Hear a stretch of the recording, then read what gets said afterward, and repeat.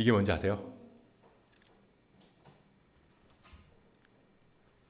이게 요즘 아이들 사이에서 선풍적인 인기를 끌고 있는 일명 토이 나이프, 토이 칼이라고 하는데요.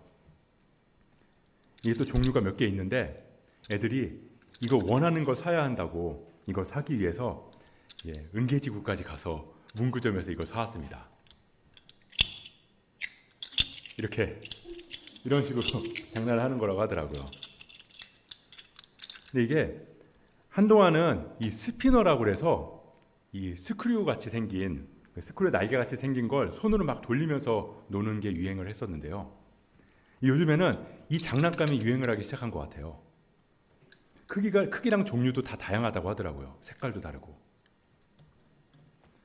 근데 저는 애들이 처음에 토이칼 하길래 아니, 무슨 장난감으로 칼을 가지고 노나, 너무 폭력적인 거 아닌가, 사실 이런 생각을 좀 했었거든요. 근데 이 칼 옆에 보면 당근 모양이 그려져 있어요. 그래서 당근 칼이라고 부르기도 한다고 해요. 그러니까 당근 자르는 작은 칼 모양으로 만들었다는 거죠. 그리고 나서 생각을 해보니까 소꿉놀이 할 때도 이 주방놀이 세트에 칼이 있는데 너무 폭력적이다 라고만 생각할 수는 없다, 이렇게 생각이 또 들더라고요. 여러분들은 칼 하면 어떤 이미지가 떠오르시나요? 똑같은 칼이지만 의사의 손에 칼이 들려 있다면 그건 사람을 살리기 위한 생명의 도구가 될 거예요. 그 칼로 우리 몸 안에 해로운 세포를 떼내기도 하고 그러면서 우리 몸을 치료할 거니까요. 또 칼이 요리사의 손에 들려 있다면 어떨까요? 칼을 가지고 채소를 자르기도 하고 고기를 다듬기도 하고 회를 뜨기도 하고, 그래서 맛있는 요리를 만들어내는 요리사에게는 그 칼이 즐거움을 주는 도구가 되겠죠. 그럼 강도나 폭력배가 칼을 들고 있다면 어쩔까요? 그 칼을 가지고 범죄를 저지르고 또 사람을 위협하기도 하고 또 사람을 상해하기도 하는 그런 도구로 사용이 되겠죠. 그럼 그 칼은 두려움과 죽음의 도구가 될 거예요.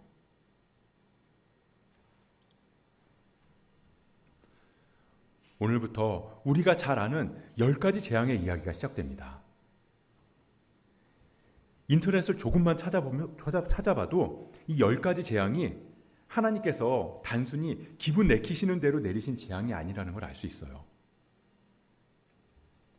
애굽 사람들이 숭배하는 신들, 그들을 주관하고 다스린다고 여기던 그것들이 하나하나 무너뜨리고 제거해 가심으로 너희들이 신이라고 여기는 그것들을 창조하시고 다스리시는 분이 바로 나, 하나님이라는 것을 보여주심으로 진짜 신, 유일한 신이 하나님이심을 알게 하기 위해서 이 10가지 재앙을 내리신 거라는 거죠. 그저 애굽을 벌하기 위해서, 바로를 치기 위해서라면 굳이 10가지 재앙이 아니라 그냥 처음부터 장자를 치는 그 10번째 재앙을 내리셨다면 굳이 모세와 아론도 힘들지 않고 이스라엘 백성들도 기다리지 않고 그렇게 편하게 출애굽을 하게 하실 수도 있었겠죠. 그러면 이 10가지 재앙을 외우느라고 피계, 이파, 악종, 우매, 흑장 이런 걸 안 해도 되잖아요. 하지만 하나님께서는 하나하나의 재앙을 통해서 하나님을 드러내시고 하나님을 알게 하시는 거예요. 누구에게요? 애굽에게 뿐만 아니라 이스라엘 백성들에게, 그리고 세상에. 단순히 출애굽하는 것만이 목적이 아니에요. 하나님을 모른 채로 애굽을 나가면 어딜 가든 거긴 장소만 달려졌지 또 다른 애굽이 될 게 뻔하니까요. 출애굽기 12장 38절을 보면 수많은 잡족과 양과 소와 심이 많은 가축이 그들과 함께 하였으며, 이스라엘 백성들이 애굽을 나올 때 수많은 잡족들이 함께 따라 나왔다. 애굽, 이스라엘, 그리고 하나님을 알고 하나님을 따르는 수많은 사람들이 생겼고, 그래서 그 하나님을 따라 나서는 사람들이 있었다. 그러니까 이 10가지 재앙은, 그 10가지 재앙의 목적은 하나님을 알게 하심이라는 겁니다.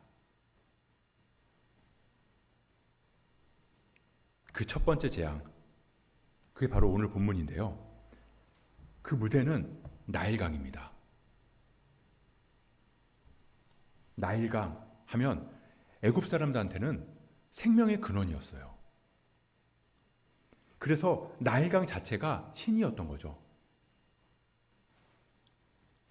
보통 나일강은 주기적으로 범람을 하는데요. 이제 보통은 강이 범람하는 게 재난이고 위험한 일이었지만 애굽의 나일강은 그렇지 않았어요. 오히려 범람하기를 기다리고 바랬던 거죠. 나일강이 주기적으로 범람하면서 그 강의 토사들이 땅으로 넘쳐 들어오는데요. 그러면 그 넘쳐 들어온 그 흙이 땅에 영양분을 공급하거든요. 그래서 땅이 기름지게 되고 그곳에 심겨진 농작물들이 잘 자라서 풍년을 이루게 되는 거예요. 그래서 애굽 사람들은 나일강 주변에 모여서 살았어요. 왜냐하면 생명의 근원이니까요. 그럼 반면에 이스라엘 사람들한테는 어땠을까요? 우리 출애굽기 1장 21절을 같이 볼까요? 출애굽기 1장 22절. 그러므로 바로가 그의 모든 백성에게 명령하여 이르되 아들이 태어나거든 너희는 그를 나일강에 던지고 딸이거든 살려두라 하였더라. 이스라엘 백성들이 생육하고 번성하니까 바로가 어떻게 했죠? 시브라랑 부하한테 아이가 태어나면 보고 있다가 남자아이면 죽여라. 그렇게 명령을 했어요. 근데 이 두 사람이 하나님을 경외하는 마음으로 아이들을 살렸잖아요. 그러니까 바로가 이번에는 히브리 사람이 아이를 낳으면 그냥 들어가서 남자아이면 그냥 끌어다가 나일강에 던져서 죽여라 라고 한 거예요. 그러니까 이스라엘 사람들한테는 이 나일강이 어떤 존재였겠냐고요. 죽음이었죠. 죽음의 강, 죽음의 근원이었던 거예요.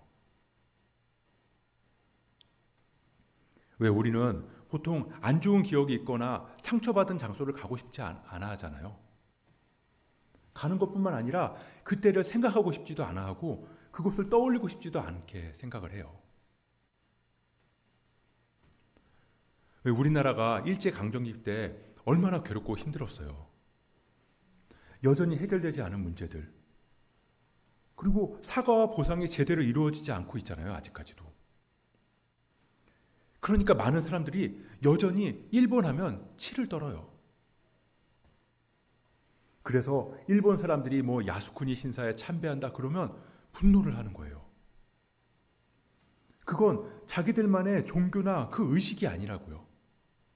그걸 넘어서 고통당한 나라의 입장에서는 죽음의 장소거든요.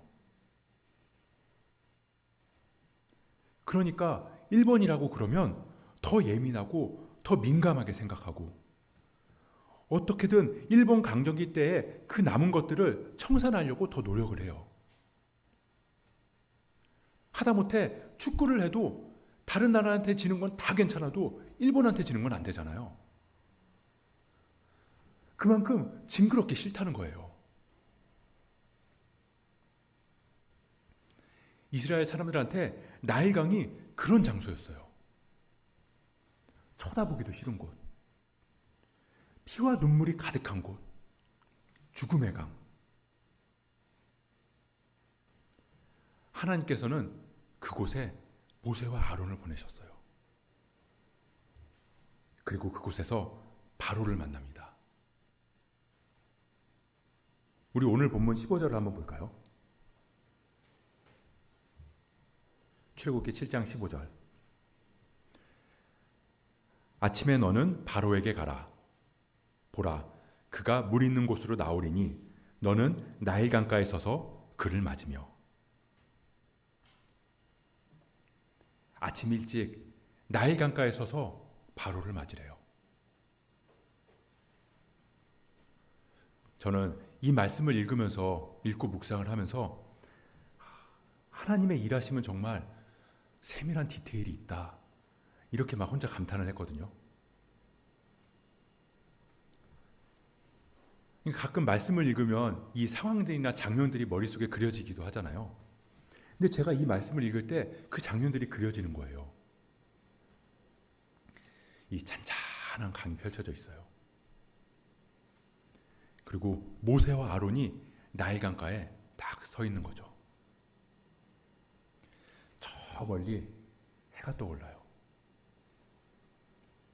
그렇게 조금씩 날이 밝아오는 그때 저쪽에서 바로가 신하들과 자기들의 제사장들을 데리고 나일강으로 나옵니다.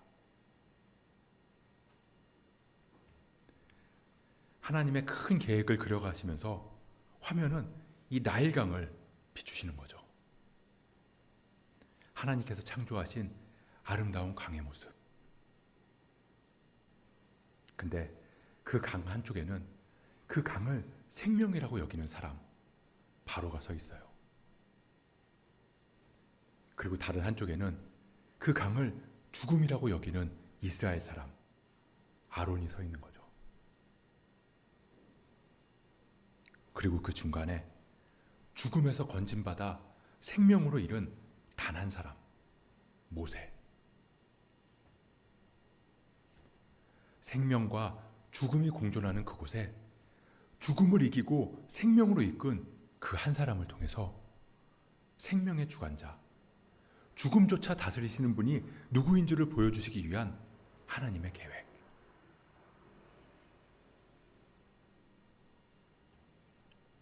제가 너무 빠져 있었나 봐요. 그렇게 저는 이 말씀을 묵상하면서 막 그런 그림들이 막 그려지더라고요. 근데 본문 14절을 보면 바로의 마음이 완강하여 라고 기록되어 있어요. 근데 이 완강하다라는 단어가 자동사라는 거예요. 그러니까 누가 완강하게 만든 게 아니라 그냥 스스로 완고하고 고집을 부렸다는 뜻인 거죠.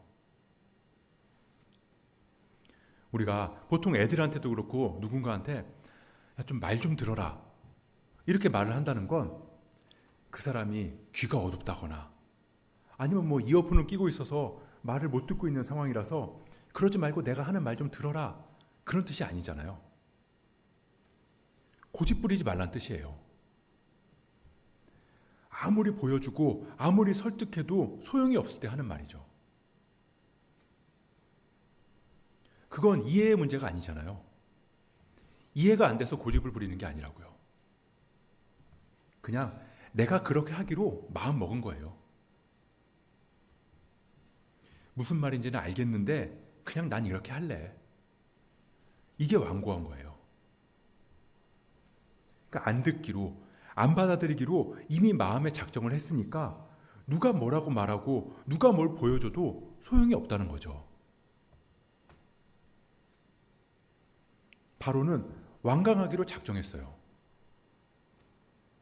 하나님께서 바로의 마음을 완악하게 하셨다는 말은 하나님께서 그렇게 만드셨다는 게 아니라 고집을 하도 부리니까 그냥 놔두셨다는 뜻이에요. 그렇게 완강한 바로.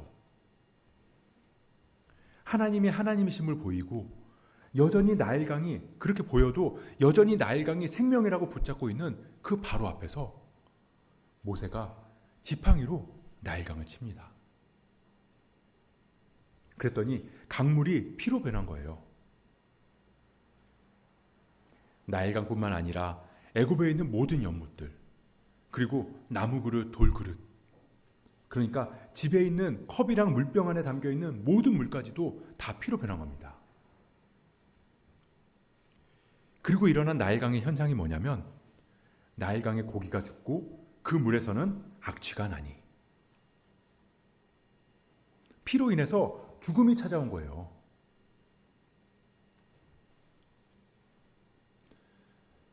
예전에 제가 카페를 할 때 그 아르바이트 하던 친구가 한 명 있었는데요. 그 친구가 저한테 이런 얘기를 하더라고요.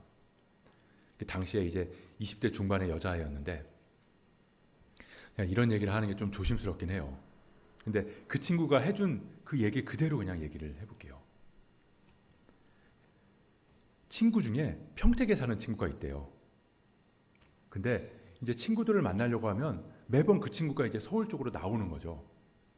그러니까 친구들이 야, 그러지 말고 이번에는 그 친구가 산 평택에 가서 한번 만나보자. 그렇게 얘기를 해서 평택으로 그 친구를 만나러 갔다고 하더라고요. 그래서 그 평택에 가서 뭐 밥도 먹고 뭐 차도 마시고 이러면서 놀았나 봐요. 그러다가 이제 길을 걸어가는데 우연하게 이제 평택대학교 정문 있는 쪽으로 지나갔다는 거예요. 근데 그 중에 한 친구가 갑자기 인상을 팍 쓰면서 이렇게 말했대요. 야, 빨리 딴 데로 가자. 여기 기독교 냄새나. 근데 그 아르바이트 친구가 저한테 말을 순화해서 얘기해서 그렇지 더 심하게 얘기를 했겠죠. 근데 그 친구가 약간 엄마가 무속인인가 뭐 그랬다고 하는데 그 친구들 사이에서도 뭐가 보인다는 둥 뭐 그런 이상한 말을 가끔 하는 친구였다고 해요. 그리고 그 평택 사는 친구 빼고는 다른 애들은 태어나서 평택이라는 곳을 처음 가봤다는 거예요. 그리고 그 친구들 중에 교회 다니는 친구들이 아무도 없고요. 그러면서 제가 교회 다니는 걸 아니까 뭐 그럴 수 있냐고, 저도 기독교 냄새를 맡은 적이 있냐 뭐 그런 식의 얘기를 저한테 물어보더라고요. 여러분들 평택대학교에 대해서 아세요? 저도 잘 몰라요. 저도 잘 몰라서 그때 처음으로 찾아봤거든요. 근데 정말 기독교 학교더라고요. 기독교 정신으로 세워진 초교파 기독교 학교. 신학과도 있고요. 신학대학원도 있어요. 신기하죠?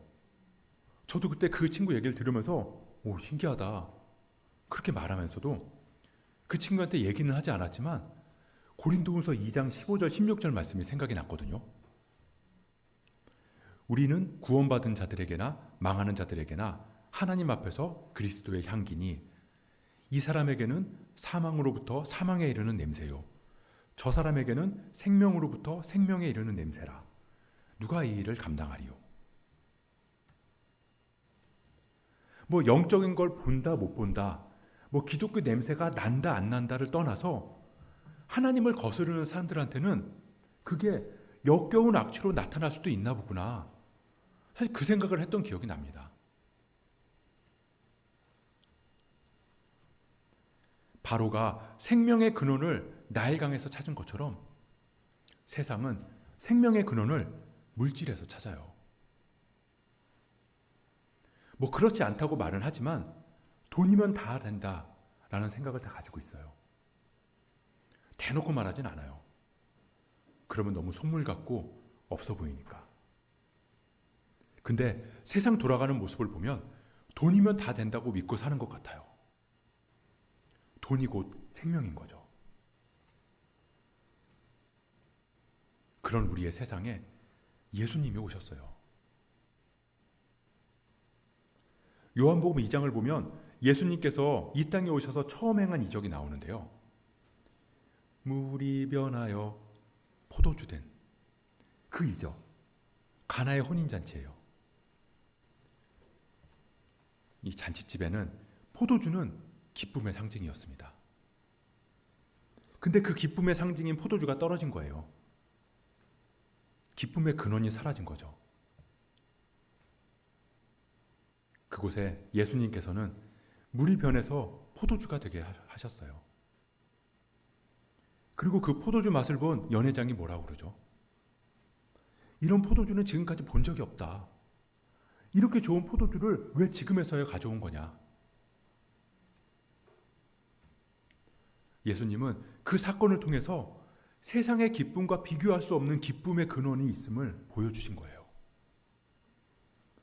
그리고 그 기쁨, 그 생명의 근원이 예수님 자신이 장차 흘리실 피에 있음을 예고하신 거죠.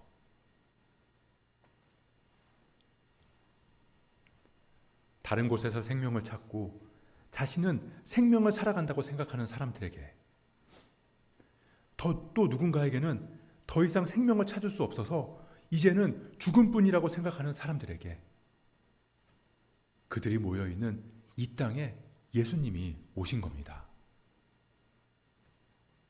물을 피로 바꾸시기 위해서, 진짜 생명을 우리에게 전해주시기 위해서. 이것은 많은 사람을 위하여 흘리는 나의 피, 곧 언약의 피니라.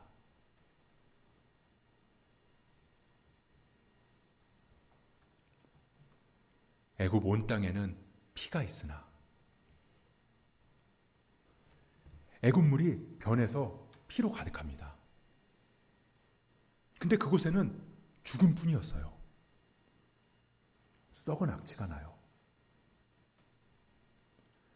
나일강이 생명이라고 여기는 사람들에게는 진짜 생명의 피가 들어갈 때 그 피는 죽음으로 임했어요. 나를 사망으로부터 사막에 이르게 하는 그런 냄새가 나요. 그리고 목이 말라서 아무리 우물을 파고 마실 물을 찾아도 그 갈증을 해소해 줄 물을 찾지 못합니다. 우리에게는 피가 있으나 우리를 향해 흘리신 그리스도의 피, 의사의 손에 있는 칼, 요리사의 손에 있는 칼, 강도의 손에 있는 칼처럼 내 안에 그리스도의 피가 어떻게 드러나고 있나요? 그 피는 우리를 살리고 세상을 살리는 피인가요? 아니면 나를 죽이고 세상에 죽음을 가져다 주는 피인가요? 그 피를 받은 우리에게는 생명에서 생명에 이르는 그리스도의 향기가 나고 있나요? 아니면 사망에서 사망으로 이르는 악취가 나고 있나요?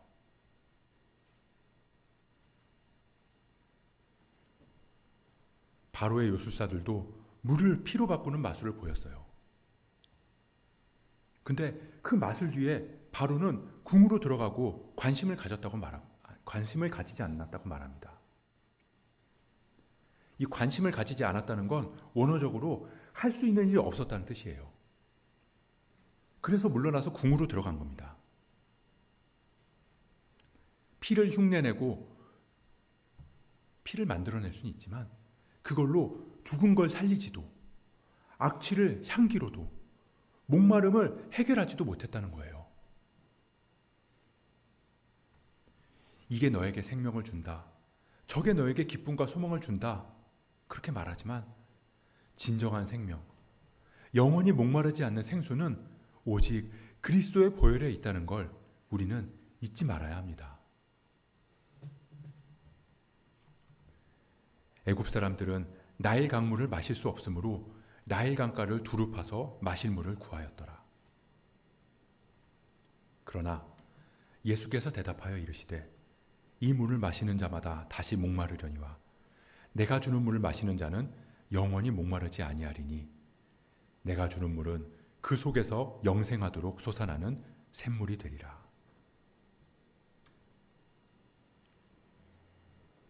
우리가 주님의 보혈로 참된 생명이 넘쳐나고 영원히 목마르지 않는 생수 되시는 주님 안에 머무르기를 주님의 이름으로 축복합니다.